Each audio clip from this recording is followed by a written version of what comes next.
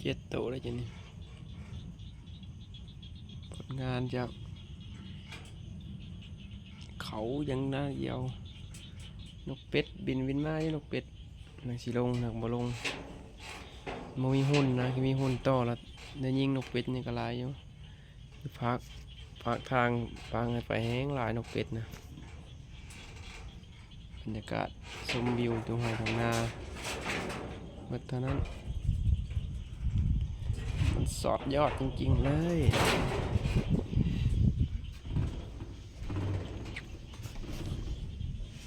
บ่มานกเขาลายเยอะ